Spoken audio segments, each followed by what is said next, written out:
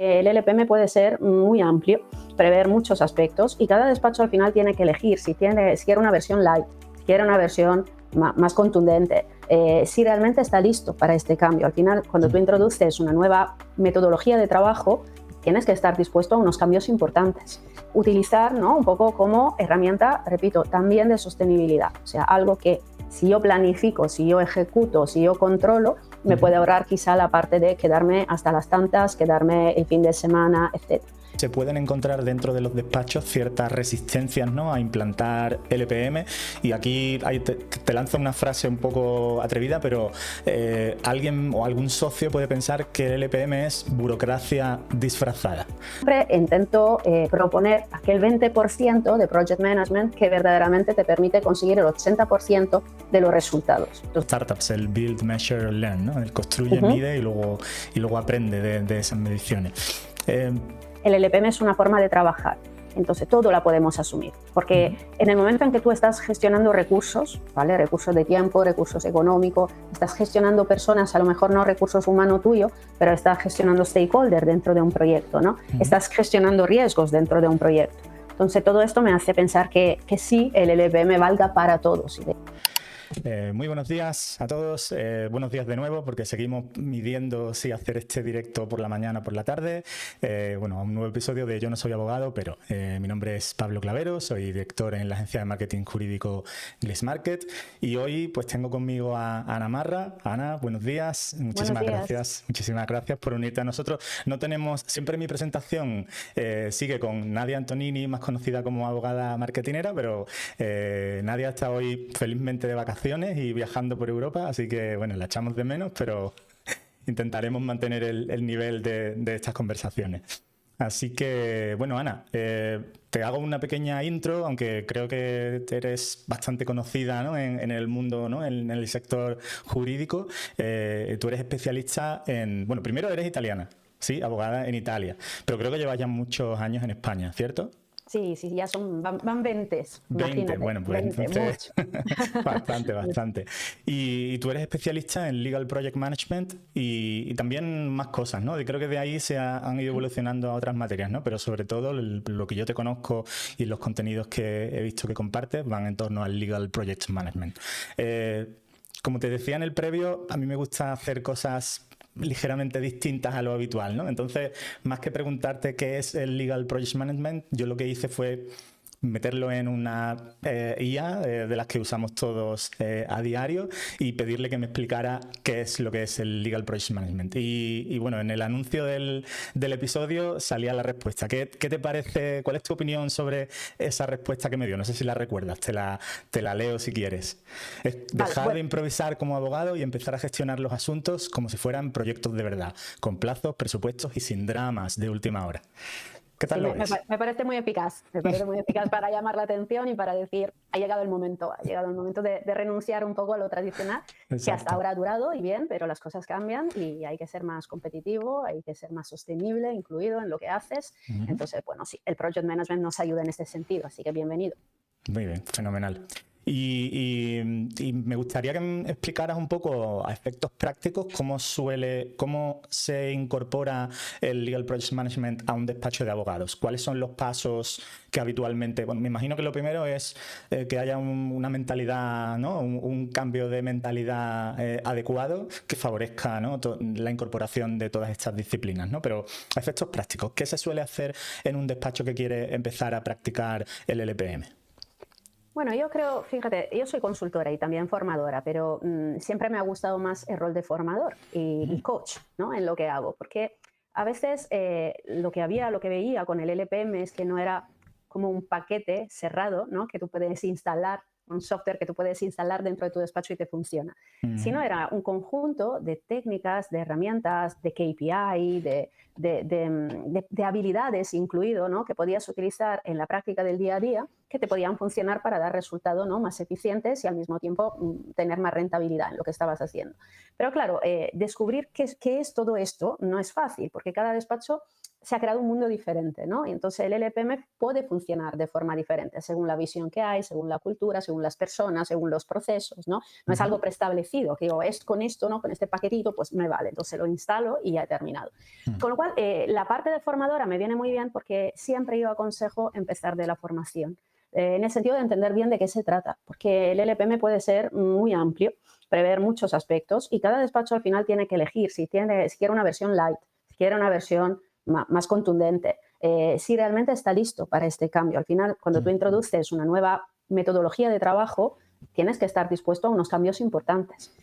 Y no siempre las personas están dispuestas, ¿no? A veces parece que buscamos el cambio, le estamos detrás, pero cuando viene, como que te cambia, ¿no? De posición, te mueves un poco más al lado y dices, uy, casi me pilla, ¿no? Y no debería ser así, pero es verdad que todos tenemos miedos y inseguridades porque hasta ahora nos ha funcionado una determinada forma de trabajar, entre comillas nos ha funcionado porque creo que todo como abogado, yo vengo de una familia de abogado, entonces tengo muy clara las noches pasada en deadline del último momento, ¿no? Los domingos, los sábados y cuando uno respira, ¿no? Encontrar el momento porque, entonces, sí ha funcionado, pero ha funcionado yo creo que lo hemos pagado bastante caro, ¿vale? Esta manera de trabajar. Entonces, lo que yo creo del LPM es que se pueda utilizar, ¿no? Un poco como herramienta, repito, también de sostenibilidad, o sea, algo que si yo planifico, si yo ejecuto, si yo controlo, me puede ahorrar quizá la parte de quedarme hasta las tantas, quedarme el fin de semana, etc. Y creo que es una forma más segura, ¿no? De trabajar, porque al final lo tienes todo más controlado y el control es parte de tu bienestar, ¿no? Y tu felicidad. Cuando lo tienes más controlado, no podemos controlar todo, pero imagínate controlar un 70% de lo que ocurre en el despacho. Ya sería estupendo. Entonces, el LPM, primer paso para volver a tu pregunta, formarse y tomar la decisión, porque no es de cajón. Hay que estar convencido que es lo que quiere y saber qué parte del LPM quiere, si una versión light, si toda la idea del LPM, cómo aplicarla. Y a partir de ahí, yo diría que el segundo paso es decidir una tecnología que apoye el LPM, ¿no? ¿Qué tipo de recurso tecnológico puedo tener que me ayude? Porque la formación luego de las personas otras, o sea, no lo de los directivos, sino de los que luego tendrán que aplicarlo en el día a día, venga ya con, sé, ¿no? Cómo aplicarlo, sé qué recursos tenemos en el despacho y por lo tanto, bueno, lo hago, no se queda en plan teórico, sino que tengo herramienta que puedo utilizar y entonces aprendo el proceso, me forman en el proceso. Entonces, para mí viene un poco esto, ¿no? La formación para tomar la decisión de una tecnología, la formación a escala, ¿no? Dentro del despacho para que todos sepan utilizarlo y creo que la parte luego de la evaluación, ¿no? Es lo que necesitamos. Quiero decir, que todo esto funcione y verlo a lo largo, ¿no? del tiempo, después de 4 meses, después de 8, después de 12, qué resultados estamos teniendo. Por lo tanto, decidir los resultados que queremos tener. Y esto tampoco es de cajón, ¿no? No es solo adoptar una nueva metodología, sino decir, bueno, pero ¿qué impacto quiero que tenga dentro del despacho esta metodología? Y luego la parte que a mí en la que quizá me gusta más, porque tengo una visión muy humanista del LPM, es la parte de habilidades. O sea, no solo formar sobre procesos y conocimientos, sino cuando tú entras en el mundo de proyectos, tienes que aprender a colaborar, por ejemplo, utilizar inteligencia colectiva, aprender a dirigir equipo, aprender a ser resiliente frente a plazos, ¿no? Que pueden ser un poco amenazantes de vez en cuando, ¿no? Sí. A resistirte a la restricción, ¿no? A resistirte bien, quiero decir, a estar en pie a pesar de que haya una restricción importante, a lo mejor económica, de tiempo, ¿no? Y de personas. Entonces, ¿cómo lo hago cuando parece que el panorama no es de los más tranquilizantes, ¿no? Sí. Entonces, hay varias habilidades que nos ayudan, el pensamiento crítico, el pensamiento lateral, la creatividad. Hay que trabajar también en este aspecto. Muy bien, fenomenal. Voy a desgranar un poco tu respuesta porque me parece que hay 3 puntos bastante interesantes. Lo primero de todo, y hago una hipótesis, ¿no? Me imagino que se pueden encontrar dentro de los despachos ciertas resistencias, ¿no? A implantar LPM. Y aquí te lanzo una frase un poco atrevida, pero alguien o algún socio puede pensar que el LPM es burocracia disfrazada. ¿Cómo lo ves? ¿O qué le dirías a ese socio que no termina de creer en la metodología y que cree que añadir más, de alguna manera, no sé si tareas administrativas, ¿no? Se pueden clasificar de esa manera, pero bueno, llevar una herramienta hacia adelante, seguir unos procesos y tal, creo que es algo extra que a lo mejor muchos abogados no están habituados a hacerlo, ¿no? ¿Cómo les convences de esto? Bueno, yo creo que más que algo extra, es algo estratégico. Muy bien. Creo que va por ahí. Cuando hasta el control del tiempo, fíjate, el time tracking, ¿no? Cuando lo Ujú. calculamos, en realidad no es un tema tan administrativo. Creo que hay mucha resistencia, ¿no? En esta parte de que se calcule el tiempo, cómo lo reparto, a qué lo dedico, porque no se entiende que el tiempo, por lo menos en este momento, ¿no? Es clave a nivel estratégico. Cuando tú Ujú. entiendes que no es lo mismo trabajar sobre un documento 3 horas o 5, ¿no? Por un tema de Ujú. rentabilidad, ya entiendes que el tiempo es estratégico. Cuando tú Sí. empiezas a trabajar en un tiempo, ¿no? Cuando muchas veces tú empiezas a elaborar un documento y dices, bueno, cuando lo termino, ¿no? Yo hago mi trabajo, cuando termino, termino. Pero es diferente si tú te dices, este documento tiene que estar listo en 40 minutos, ¿no? Ujú. Es Total. una forma muy diferente de trabajar. Luego a lo mejor lo consigues y a lo mejor no, pero empiezas a gestionar el tiempo y no estar gestionado tú por el tiempo. Entonces, la resistencia es cierto, la podemos tener, y es cierto que no creo que todos se equivocan. Quiero decir que puede haber una parte del LPM muy burocrático. Creo que se ha hecho este error en el pasado, ¿vale? De hecho, fíjate, yo recuerdo siempre cuando yo estudié Project Management que me decían que los ingenieros que iban aplicando el PMBOK, que es un manual de buenas prácticas no muy conocido, Ujú. bueno, venían echados directamente de las compañías porque era demasiada burocracia y porque no era una metodología, sino un libro de buenas prácticas. Entonces es diferente. Yo Ujú. siempre intento proponer aquel 20% de project management que verdaderamente te permite conseguir el 80% de los resultados. Entonces, Pareto. esto es Pareto, nada más. Al final, con pocas reglas, tú consigues mucho. Se Ujú. trata de decidir exactamente qué quieres de esta regla, este 20%, para tener mucho impacto en lo que estás haciendo. Con lo cual, en realidad, se trata de ordenar ideas, ¿vale? De tener algún indicador que te pueda ayudar en esto, de ponerte objetivos y de aplicarlos. Pero fíjate, en lo que me dices, yo creo que hay que cambiar el chip. En el sentido, yo lo veo mucho, como hago mucha formación, no solo en despacho, sino en asesoría jurídica, muchos in company, pero también muchos cursos abiertos. Al final, todo me dicen, Ana, pero ¿y dónde encuentro el tiempo de planificar lo que me dices? ¿No? Y aquí hay que cambiar chip. Mira, tú dedícate un poco más a planificación y ya verás que este tiempo que echas en planificación lo recuperas en ejecución. Esto es el cambio del chip al que no nos atrevemos, porque tenemos miedo, ¿no? No puedo, es todo tan urgente, ¿cómo puedo dedicar tiempo a la planificación? Bueno, tú dedícale un poco más y luego calcula cuánto tiempo invierte en ejecución. Verás que hay sorpresas, que va Ujú. mucho mejor, que hay mucha menos ineficiencia, que hay mucho menos errores, que hay muchas horas menos que no puedas facturar. Quiero decir, que se recupera este tiempo y además el impacto es muy positivo. Pero claro, hay que tener fe, también es un tema de fe.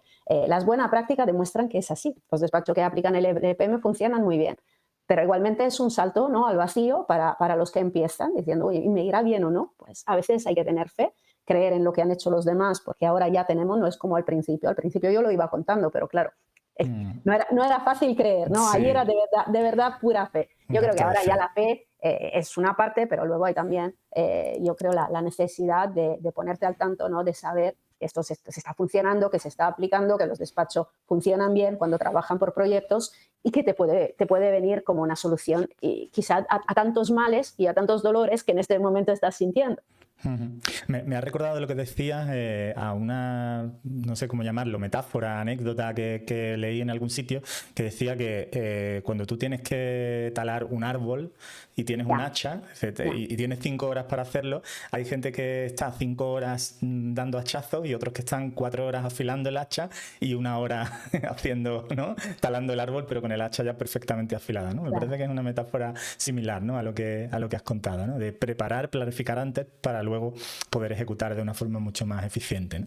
Pero fíjate, perdona, esto es muy neurocientífico, quiero decir, no es algo inexplicable. Nosotros tenemos, para ir a metáfora también, un sistema que es el racional, que es como si fuera un jinete, ¿no? Se utiliza mucho Sí. esta metáfora, y un sistema límbico, que es la parte no consciente de nuestro cerebro, muy racional, que se Ujú. llama, que se dice que es como un elefante. Entonces Sí. pretendemos que un jinete gobierne a un elefante. Entonces el Ujú. elefante, el sistema límbico, es el que te dice, uy, que hay una deadline, estás en riesgo, corre, Ujú. lánzate, ¿no? Y el jinete dice, no, pero espera un momento, espera que planifiquemos y ya verás cómo irá bien. Pero es el jinete que tiene que convencer al elefante. Entonces, es por eso que nos cuesta tanto.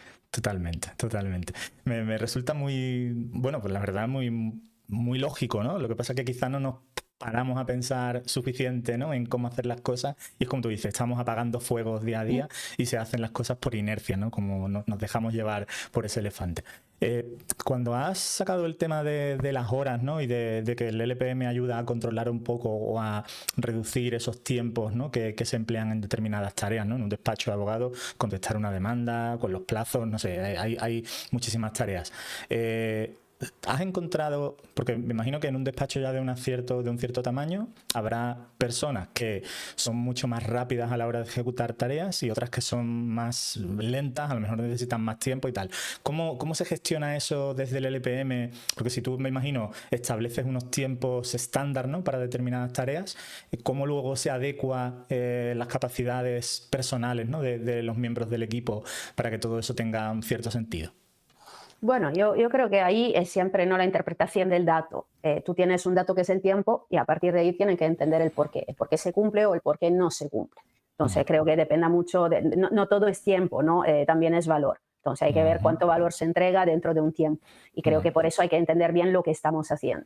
Pero yo creo que cuando tú realmente estás detrás de esto y ves que alguien se está retrasando con una determinada tarea, ahí es tu deber como directivo, ¿no?, entender el por qué se está retrasando. Fija, yo siempre tengo a mi hermana, que es abogada, y que, bueno, ya tiene más de 50 años, con lo cual, bueno, son muchos años de abogacía, ¿no? Y me dice, Ana, es que yo yo siempre he dedicado tiempo a escribir carta a los clientes, pero es que más me hago experta, más me retraso en escribirla, porque empiezo a evaluar, ¿no?, cada palabra, y cada palabra tiene un sentido. Entonces la experiencia me dice, uy, no utilizar esta, no utilizar aquella, ten cuidado por ahí, ten cuidado por allá. Entonces, más tú eres experto en algo, paradojalmente, más te retrasas porque lo quieres todo perfecto. Esto es un sentimiento muy frecuente, es un rasgo muy frecuente en la abogacía, el perfeccionismo, la Sí. excelencia, muy, muy frecuente.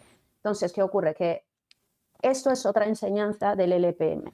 No siempre el cliente necesita un producto 10, ¿vale? A veces para el cliente es suficiente un producto 6, que cumple perfectamente.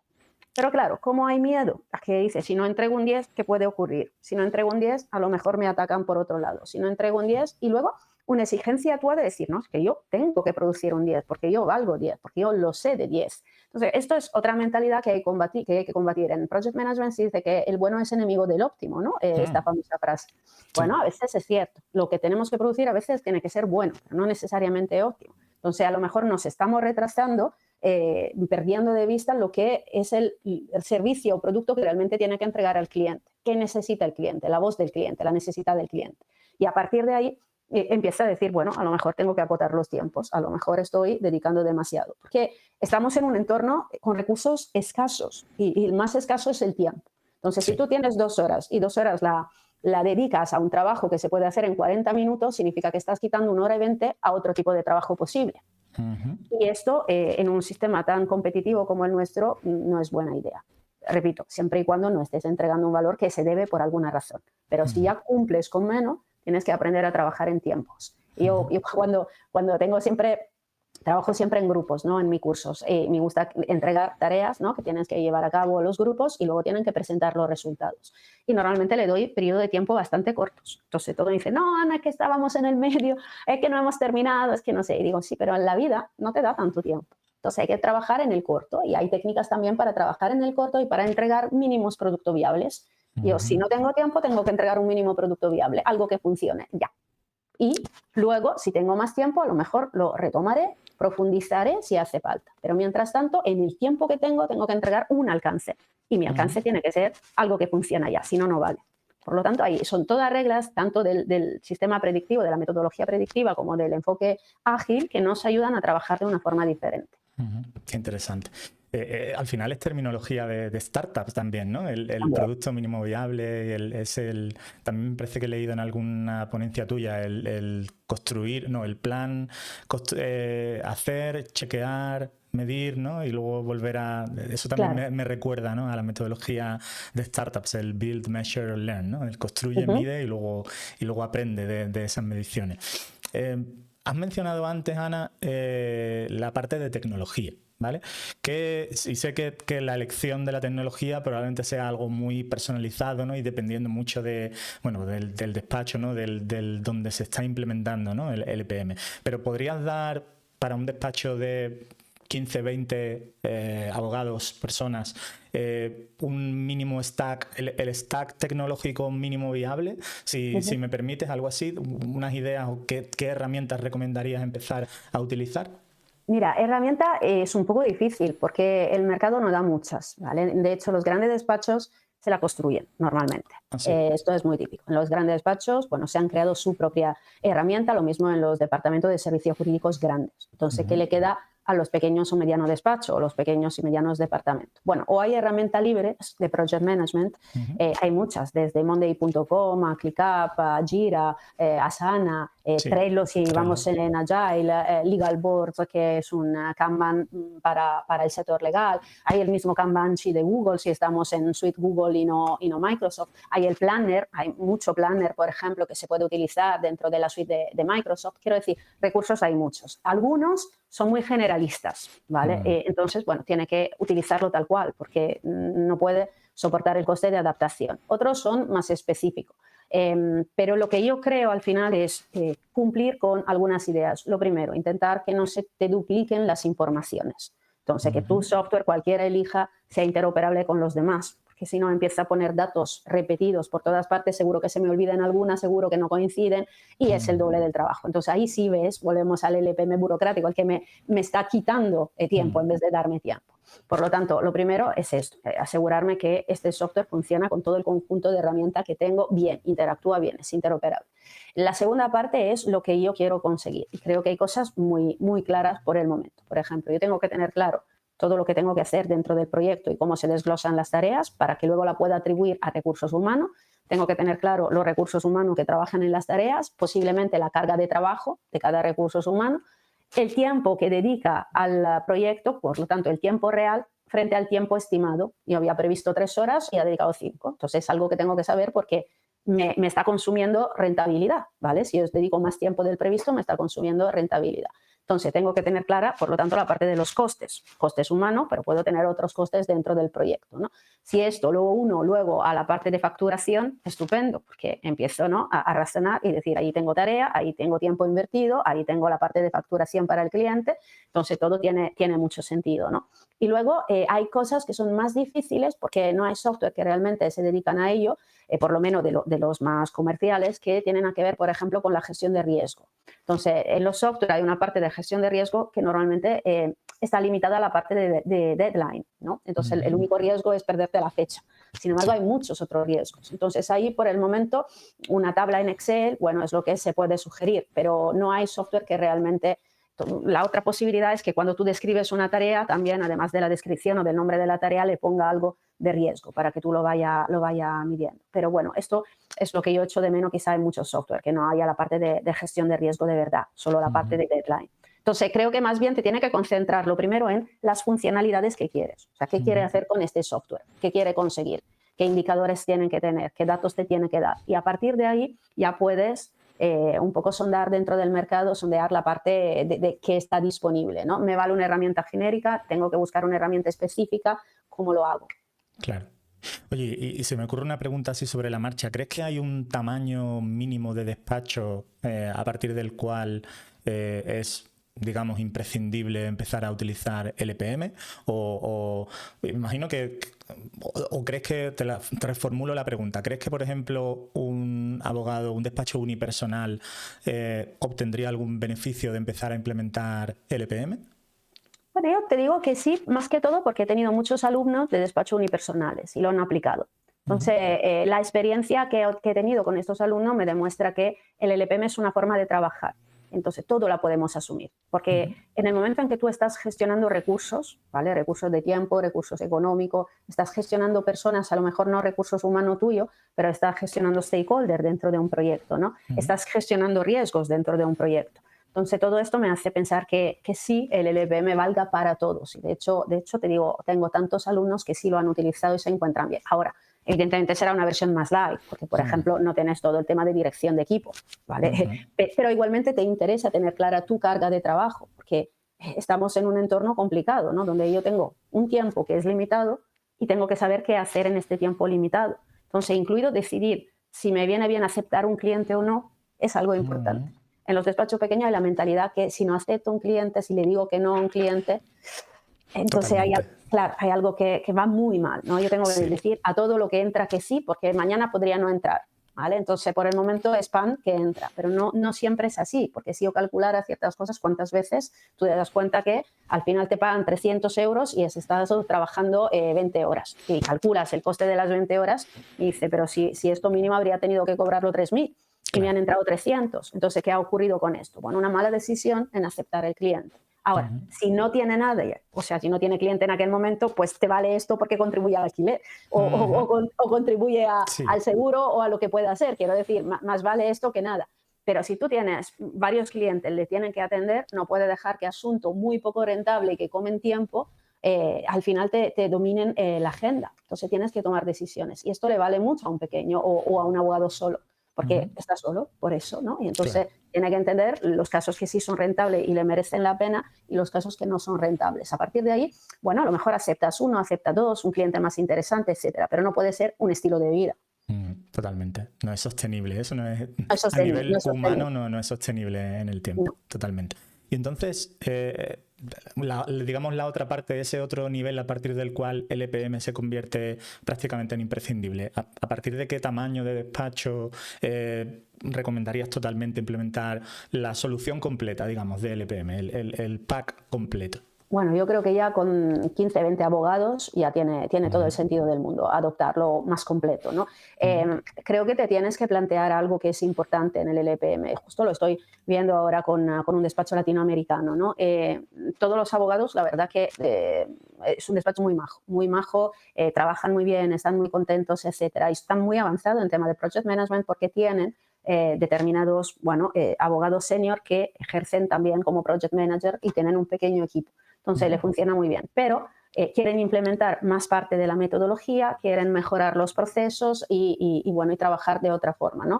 Incluido incorporar nuevas tecnologías, automatizar parte del trabajo, etc. Entonces, cuando ocurre algo así y tú estás frente a un cambio, tienes que decidir si tú quieres también profesionales del project management, quiero decir, Mm. persona y de la tecnología incluido. O sea, llega un momento que dices, más allá de nuestras fuerzas, no como abogado, que de vez en cuando nos ponemos el gorro de project manager, hace falta un perfil, hace falta alguien que realmente pase el día en pensar cómo trabajar en proyecto y cómo tener una mejora continua en lo que estamos haciendo. Entonces creo que es una pregunta que hay que hacerte porque el riesgo y probablemente la razón principal por la que el LPM no funciona a veces es porque se piensa que es un trabajo que hacemos el viernes por la tarde, ¿no? Cuando tenemos los 5 minutos antes de cerrar todo lo que hemos hecho la semana, vamos a darle una ojeada y a pensar lo que podemos hacer. Pues esto no puede ser. El management es un trabajo. El management es un trabajo, es algo que te requiere horas para pensamiento estratégico, horas para decisiones, horas para pensamiento operativo, horas para evaluaciones. Quiero decir, requiere tiempo. Entonces, llega un momento en el que o tú tienes muy claro que por la mañana eres abogado y por la tarde project manager, entonces está bien, está equilibrado, o necesita alguien que lo sea para ti. Entonces, tú sigues trabajando en proyectos, pero hay como un director de oficina de proyecto, ¿no? Alguien que desde arriba coordina todo, que desde arriba elige la parte de metodología que realmente queremos aplicar, la parte de tecnología que realmente que queremos implementar, etc. Claro. Entonces, yo creo que esto es, y de hecho los despachos un poco más grandes siempre tienen un equipo de profesionales project manager, más allá de formar a sus abogados. Ujú. ¿Y qué perfil suele tener ese LPM dedicado, ¿no? Ese project manager dedicado dentro de un despacho? ¿Hay que tener unas cualidades específicas? ¿Tienen que conocer el negocio de forma muy profunda? ¿O qué recomiendas a la hora? Me imagino, ¿no? que habrá muchos casos en los que despachos salen al mercado a contratar, ¿no? A seleccionar esos perfiles. ¿Qué tipo de cualidades se requieren para ser un buen project manager? Bueno, lo primero es decir que no es fácil, ¿vale? Encontrar este perfil, no es nada fácil. Yo había creado, luego, bueno, se ha un poco perdido en el camino, pero una iniciativa que se llamaba Legal Más, Legal Plus, para justo este tipo de perfiles, porque cuando los buscas no se encuentran. Entonces luego los despachos me llaman y me dicen, Ana, tú conoces, y entonces va de esta forma, pero yo no soy un recruiter, entonces quería algo más profesional porque hay gente que sí se dedica a eso, pero que no es fácil este encuentro entre demanda y oferta, no es tan evidente, ¿no? Entonces, bueno, cómo ayudar a quien busca y cómo por un lado, ¿no? Y quien busca por el otro. Pero te diría, lo que muy a menudo ocurre es que se crían dentro de los despachos este tipo de perfiles. O sea, tengo un perfil que es más abierto al management, que es más abierto a la tecnología, intento formarle más, fundamentalmente. Muchos de ellos son abogados, pero los despachos más grandes, lo que he visto es que se intenta que los responsables informáticos, ¿vale?, se transformen en project manager. Entonces, sí hay una parte, ¿no?, de ingeniero que se transforma en project manager, en legal project manager. Yo creo que cuando tú tienes que construir un sistema, nos viene bien tener un perfil muy diferente, o sea, un perfil de ingeniero que entienda el sector legal. Pero yo creo que nos hace falta competencia muy específica, gente que entienda de metodología, gente que entienda de tecnología, gente que entienda de procesos. Quiero decir que todo esto, por eso un perfil un poco diferente, un ingeniero que nos ayude en todo esto, nos puede venir bien. Ahora, si no queremos un ingeniero porque no encontramos ninguno que tenga un background legal, porque es verdad que estos perfiles se rifan dentro del mercado, Sí, entonces yo te lo quito a ti y tú me lo quitas a mí, porque un poco, pero si no lo encontramos, entonces está bien formar a alguien de tu equipo. Pero alguien tiene que haber que al final, más allá del trabajo de todos los días, donde deberían ser project manager todos los abogados, pero tiene que haber alguien que luego desde arriba tenga un dashboard, ¿no?, del portfolio de proyectos y pueda entender realmente qué está ocurriendo. Muy bien. Antes has mencionado una cuestión que me parece que en el último tiempo, ¿no?, y con la incorporación de todas las inteligencias artificiales, herramientas que agilizan los procesos, está bastante en debate, ¿no?, en el sector, que es el tema de medir las horas o facturar por horas versus facturar en base al valor, ¿no?, que se genera. ¿Cómo crees que podemos, porque bueno, de alguna manera el LPM está recomendando medir, ¿no?, las horas, porque al final es un coste, ¿no?, es un recurso y tenemos que intentar optimizarlo? ¿Cómo se puede unir, digamos, ese concepto desde la parte del coste, ¿no?, y de la gestión del proyecto a lo que va un poco de cara al cliente, que bueno, que la facturación por hora quizás se ha utilizado mucho, pero hay mucha gente que está predicando en cuanto a no, vamos a facturar por valor, ¿no?, porque me parece que está más, digamos, más pensando en el cliente, ¿no?, en lo que el cliente obtiene, ¿no?, del servicio jurídico. ¿Cómo crees que se pueden unir esos dos conceptos en caso de que se pueda? Bueno, sí, no, se puede. Y de hecho, yo soy una de estas que recomienda la facturación por valor y escribo artículos y de hecho empiezo a tener un poco de urticaria a la facturación por horas. Sí. Son dos cosas muy diferentes. Una cosa es que yo calcule el coste por hora, porque todavía, y creo que no faltará mucho a que haya un cambio y luego te explico el por qué, pero todavía los profesionales nos medimos un poco en horas, ¿vale? Entonces, ¿cuánto cuestas tú a la organización como recurso? Tú tienes tu sueldo bruto anual, pues lo divides por el número de horas realmente facturables dentro del año, llegas a tu sueldo horario, ¿no?, bruto, y al final, bueno, si has trabajado 3 horas lo multiplica por 3, si has trabajado 6 lo multiplica por 6, sabes cuánto te cuesta internamente un asunto. A partir de ahí, este coste te tiene que servir para decidir el pricing, ¿vale? Y el pricing no tiene por qué estar en horas. El pricing es el valor que tú crees que pueda tener un asunto para el cliente. Entonces, cuando yo sé que me ha costado 100, ¿vale?, a partir de ahí puedo tomar la decisión que sea. Puedo decir, lo pongo a 600. ¿Por qué? Porque soy el único en el mercado que ofrece este servicio. Fenomenal. Lo pongo a 300. ¿Por qué? Porque tengo que competir con otros 10 despachos. Entonces tengo que luchar por precio. Lo pongo a 50. Y dice, pero si me pillo las manos. Ya, pero a lo mejor te interesa por alguna razón el cliente. Sabes que en este asunto no es rentable, pero que tiene otros 5 que sí. O, por ejemplo, nunca has tratado tema de blockchain y te interesa entrar en tema de blockchain. Entonces dice, bueno, yo me quedo con esto. Sé que a la primera no es rentable, pero me sirve para tener un know-how, hacer experiencia, ¿no? Entonces, ¿qué me ayuda? ¿Por qué me ayuda el LPM? Porque justo sabiendo mi coste, puedo tener un precio cerrado, ¿vale? Porque puedo decidir lo que quiero de margen y puedo ofrecer al cliente un precio cerrado que vaya alrededor del valor del asunto para el cliente, ¿vale? El cliente a lo mejor, si yo le entrego algo en menos tiempo, está dispuesto a pagar más, ¿vale? ¿Por qué? Porque premia la eficiencia, premia la rapidez, ¿vale? Si yo le entrego algo que es más claro y transparente, a lo mejor está dispuesto a pagar más. Entonces, ¿cómo es la experiencia del cliente? ¿Por qué? ¿Para qué el cliente? ¿Para qué está dispuesto a pagar? ¿Qué quiere realmente, no? Entonces, a partir de ahí decido. Ahora, ¿por qué decía que el coste hasta ahora se ha medido en tiempo y a lo mejor no? Porque no será así en el futuro. Porque ahora que estamos empezando a trabajar con inteligencia artificial, ¿qué ocurre?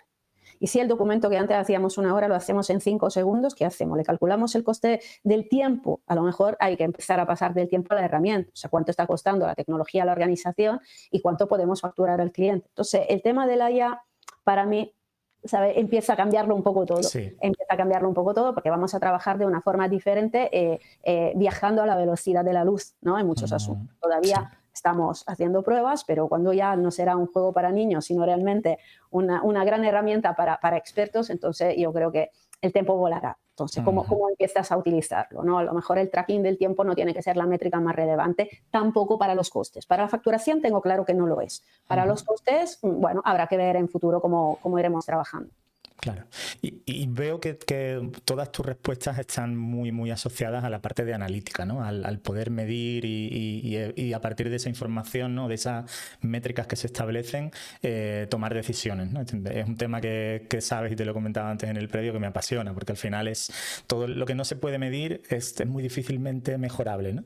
Pero si lo mides, estableces las métricas adecuadas, pues entonces sí que empiezas a detectar patrones, ¿no? Y puedes plantearte un objetivo de mejora. Entonces, para un despacho como el que hemos estado hablando antes, de estos 15, 20 abogados, más paralegals, más personal administrativo, ¿qué métricas, no sé, me puedes decir 3 métricas que recomendarías empezar a medir claramente usando la metodología del LPM para que puedan mejorar en la forma de gestionar el despacho, de mejorar la experiencia de cliente, incluso de crecer? Bueno, métrica hay varias, ¿no? Y hay toda la métrica de rentabilidad por abogado, rentabilidad por asunto, quiero decir, todo esto. Yo creo que al final la idea del LPM es controlar el tiempo, entonces la hora estimada versus horas reales, controlar los costes, coste estimado frente a costes reales, ¿no? Y luego yo creo que tienes que concentrarte en la parte de satisfacción del cliente. Bueno, quitándonos toda la métrica de rentabilidad, como te decía, que está, bueno, me imagino que cualquiera despacho la tenga, entonces no es nuevo por poner el LPM. Normalmente siempre todos son métricas que más o menos miramos. La parte de satisfacción del cliente para mí es fundamental porque estamos en la economía de la experiencia. Entonces, la experiencia del cliente hace que yo tenga clientes el día siguiente, ¿vale? La mala experiencia del cliente hace que yo no tenga clientes el día siguiente.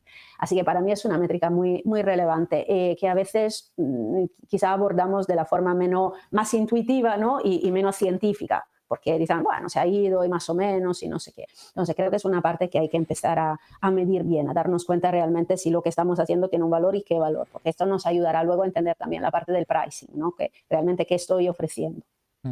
Interesante. Tengo aquí otra pregunta que es casi como un caso práctico, ¿vale? A ver cómo lo verías tú. Pensemos que tenemos un despacho con 25 abogados, ¿vale? Y te dicen, Ana, tenemos un presupuesto de 15.000 euros anuales para empezar a implementar el EPM.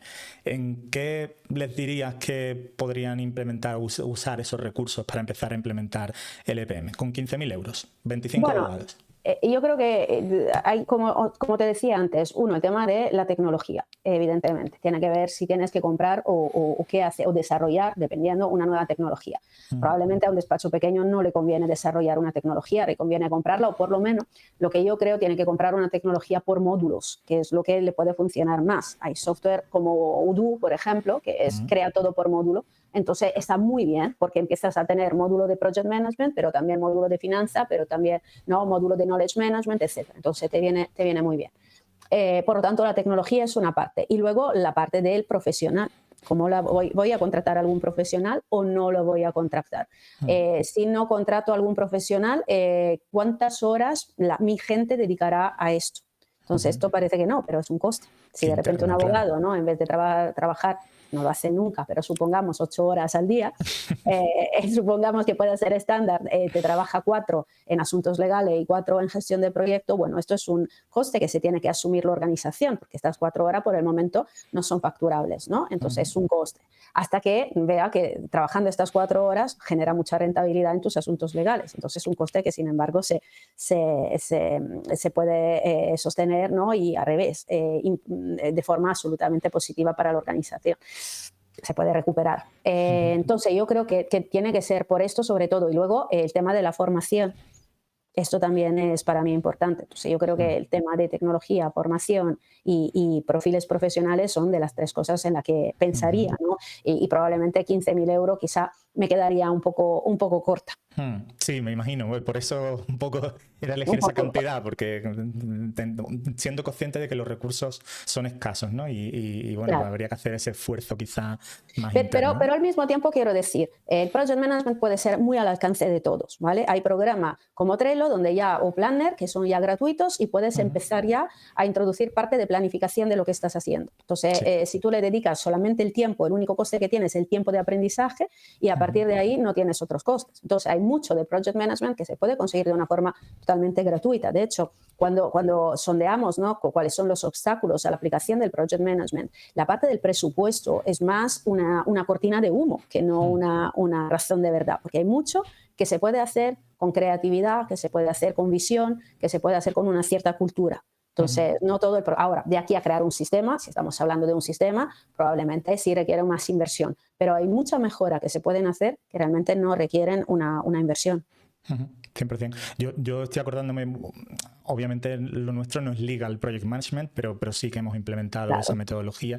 Y por ejemplo, comenzamos con herramientas gratuitas, comenzamos con claro. Trello y comenzamos con Toggle, que es una herramienta de time Ujú. tracking que también tiene una capa gratuita. Y bueno, pues con eso, con más trabajo administrativo posterior, pero se pueden empezar a hacer cosas digamos, aplicando la metodología. O sea que sí, Sí. estoy 100% de acuerdo.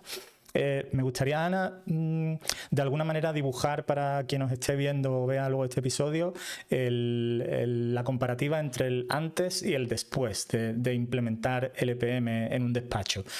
¿Cuáles son los cambios más visibles que tú ves, digamos, a los 6 meses de haber empezado a implementar esta metodología en un despacho a los que asesoras habitualmente? ¿Qué se ve a esos 6 primeros meses? Bueno, a los 6 meses a lo mejor se ve todavía un poco, ¿eh? Poco. Un poco porque algunas cosas sí, pero no te da tiempo de haber incorporado las mejoras y de poder evaluar cómo impactan. Pero en general yo creo que la ventaja del LPM está en tener más control de lo que estás haciendo, ¿vale? Y disminuir los riesgos de gestión.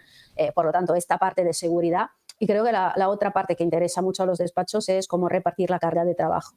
Ujú. Esto es importante, porque si tú empiezas a estimar el trabajo que tiene que hacer la semana que viene, la siguiente, lo puedes repartir entre tu equipo. Entonces, Ujú. puede encontrarte con recursos que son cargados de una forma sostenible, Ujú. no recursos heroicos, ¿vale? Que Ujú. hasta la noche, a medianoche, están ahí trabajando porque la deadline es el día siguiente, Sí, ¿vale? sí, sí. Sino que una carga sostenible y esto hace que al final se trabaje, yo creo, con más satisfacción, ¿no? Porque estás más contento. Hay mucha gente que está desvinculada realmente, emocionalmente de su trabajo, ¿no? Mm. También en la abogacía hay mucha gente que ya no puede más, que está descontenta, entonces, y que está quemada y se Sí. entiende el porqué, ¿no? Entonces yo creo que hay que también ver qué está ocurriendo en tu despacho, si hay mucha rotación, por ejemplo, de personal, si no la hay muchos elementos que empiezan a decirte, pero aquí vivimos bien o estamos sobreviviendo, ¿no? Mm. Y a partir de ahí se toman decisiones. Pero yo creo que esto es lo que más interesa. ¿Y notas también cambios, incluso a estas mismas fechas o a los 6, 9 meses, 12 meses, se notan también cambios desde la perspectiva del cliente del despacho, es decir, desde la parte externa? Bueno, esto te diré, yo creo que sobre todo los clientes corporativos, los clientes de negocio, ¿no? Sí lo ven, sí lo aprecian. Además, cada vez más en los departamentos de asesoría jurídico hay atención a la legal operation, ¿no? Los departamentos se están gestionando como pequeñas empresas, empiezan también a entender los datos y empiezan a tener un control de costes, sobre todo de costes para proveedores de servicios legales. Sí. Entonces, hay mucha atención a este aspecto y el cliente empieza a pedir que tú gestiones su asunto como si fuera un proyecto, que le pueda dar un precio cerrado, que le pueda dar un tiempo de entrega, etc. Entonces, yo Ujú. creo que sí el cliente está exigiendo, ¿no?, el project management desde los despachos cada vez más, porque entiende la diferencia del servicio. Al final es Ujú. una diferencia en la service delivery, ¿no?, en cómo tú entregas el servicio. Y la entrega tiene que ver con precio, tiene que ver con tiempo, tiene que ver con la experiencia del cliente que hemos dicho antes. Claro. Entonces yo creo que sí el cliente lo vaya notando. Y hay otros tipos de clientes que son más de derecho de familia o de Ujú. otro tipo, ¿no?, que son diferentes, quizá lo pueden entender menos, pero hay muchas formas de trabajar también en Project Management para ellos, para ayudarle, para gestionar sus asuntos. Yo he tenido hasta un alumno que todo esto lo ha aplicado en el mundo del cannabis, imagínate, Wow. por tema de derecho penal y por sacar, ¿no?, de la cárcel a las personas en 24 horas por uso de cannabis y por detención de cannabis. O Ajá. sea que bueno, es un cliente latinoamericano, es un alumno muy, muy especial, pero no me toca, pero que me contaba cómo ha podido aplicar esto en el pena. O sea, que Wow. realmente no hay confines para el LPM. Para quien quiera trabajar de una forma mucho más eficiente, mucho más rentable, que impacta luego en el cliente, yo creo que no hay confines. Después que me ha contado este caso, digo, lo podemos aplicar a todo. Totalmente, es muy, muy curioso. Muy bien, Ana. Me parece, ha sido una conversación apasionante. La verdad es que he aprendido mucho de lo que nos has estado contando. Oye, y de liderazgo introvertido, que se ha quedado por ahí, no ¡Ostras! decimos nada. Es No verdad, hemos tienes dicho nada, razón. dejamos Venga, no, no, no. Si tienes 5 minutos más, sin duda, porque fue lo que bueno, más me llamó la atención de tu post. ¿Qué claro. significa esto de liderazgo introvertido? Bueno, el libro, Yo he sentido empatía automática, respecto a sí, eso, tú también te te lo ves, digo. tú Sí, te sí. ves. Bueno, yo he escrito un libro que quiere ser, LPM Bytes quiere ser una reflexión. Sí. O sea que me he tomado tiempo. Nada de TikTok, nada de todo esto. Sí. Dame tiempo para razonar, dame tiempo para reflexionar. Yo te daré takeaways si no tiene mucho y te daré retos, pero ponte en eso y razona. Y uno de los temas, bueno, son temas todos de productividad, son temas de gestión de proyecto, tema del sector legal, legal operation, etcétera. Pero me inspiro mucho a lo que ocurre también en otros sectores. Y entre otras cosas he hablado del liderazgo introvertido y me hacía gracia tu comentario, pero es así, es así. ¿Por qué pensamos que el extrovertido tiene que ser mejor? ¿Por qué pensamos que ruido? ¿Por qué pensamos que la gente que se mete más en evidencia? ¿Por qué pensamos que todo esto tenga más valor? Hay gente más silenciosa, más quieta, más introvertida, que escucha más y que puede dirigir mejor. Entonces, es una llamada a la atención, porque creo que vivimos en una sociedad muy ruidosa, donde parece que todo lo que se enseña es lo que valor tiene, pero el valor puede estar muy escondido y, sin embargo, muy presente en personas que tienen mucha quietud a la hora de trabajar, que facilitan el trabajo de los demás, que tienen un liderazgo más servil, ¿no? Que están ahí para ti y que a lo mejor no están ahí para decirlo, que están ahí para ti, pero lo están haciendo. Entonces, bueno, es una forma de liderazgo y bueno, hay conceptos como esto dentro del libro, curiosos, que yo creo que nos viene bien también escuchar. Es un poco Sí, un sí, libro sí. así, a la aventura para descubrir este tipo de reflexiones. Muy interesante. Esto me ha recordado a un libro que leí hace no mucho. No recuerdo el título, pero la temática es de clasificar los caracteres de las personas en 4 colores, Ujú, en rojo, azul, verde y amarillo, en función de ujú, sus capacidades, formas de relacionarse con las ujú. personas. Y tú empiezas a leer este libro, empiezas a sentirte identificado con uno de esos colores. A mí me pasaba con Ujú. los azules, muy analítico, muy Sí, yo creo que la siempre. metodología DISC, ¿te suena? Puede Sí, ser creo parecido. que Es el eso. autor me parece que era Erickson, así es como Ujú, un sueco, bueno, nórdico, ujú, que este libro ha tenido muchísimo éxito. Entre la gente con amigos y conocidos, mucha gente lo ha leído. Y hay una cosa que me llamó la atención, es que muchas veces los puestos de liderazgo se cubren con personas que tienen un carácter rojo, ¿no? ujú. En este esquema de colores que son como los atrevidos, los que se plantean un objetivo bueno, van a por ello, digamos, sin crear prisioneros, ¿no? Esto pasa muchas veces en el mundo de la empresa, ¿no? En gente que no tiene, a lo mejor parece que no tiene ética, pero no, simplemente es que tienen un punto de vista distinto y van a por ello, ¿no? Entonces, Claro. este liderazgo introvertido me parece que encaja más con otro perfil. Y yo te digo, me siento algo más identificado con ese tipo de liderazgo, ¿no? Distinto, ¿no? De otra manera. No tan agresivo. Quizá no es agresivo, pero es eso, es como que no se detiene ante nada, ¿no? Claro, Y claro. eso quizá triunfa más en el mundo empresarial, o lo ha hecho hasta ahora, ¿no? Esperemos Quien que tiene la voz quizá. más fuerte, ¿no? Normalmente Sí, gana y no tiene por qué exacto. ser así. Exacto, pues nada, intentaré comprar tu libro y leerlo porque de verdad que ese es un punto que me llamó muchísimo la atención. Fenomenal, Ana. Bueno, pues como te decía, muchísimas gracias. Me parece que yo personalmente he aprendido mucho y seguro que quien vea este episodio pues también lo hará. Y bueno, cuéntame si alguien de los que nos haya visto quiere saber más sobre el EPM, quiere empezar a formarse, aprender sobre la metodología, implementar también en sus despachos, ¿qué tiene que hacer? ¿Dónde te puede encontrar? Bueno, yo creo que me encuentra en LinkedIn mismo, sin problema, Namarra, con 2 N, esto sí, que es Ujú. italiano, y me encuentra fácilmente y a partir de ahí propuestas de formación hay muchas, incluido propuestas de certificación, o sea que te Ujú. puedas certificar como project manager o como experto en gestión de procesos. Ujú. Entonces, bueno, hay oportunidades.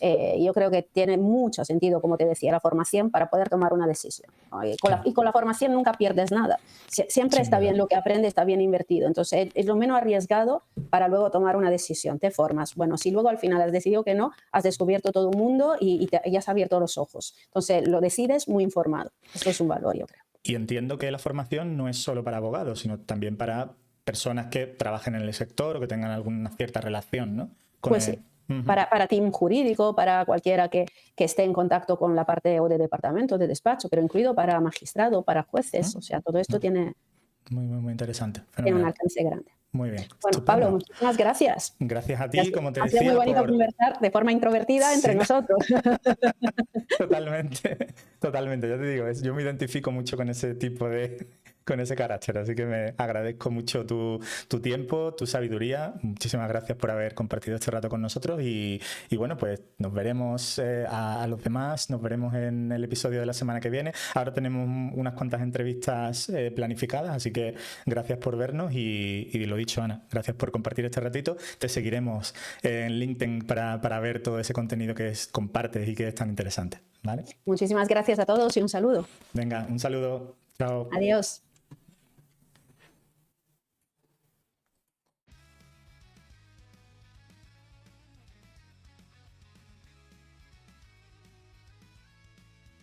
Yo no soy abogado, pero sé algo de verdad.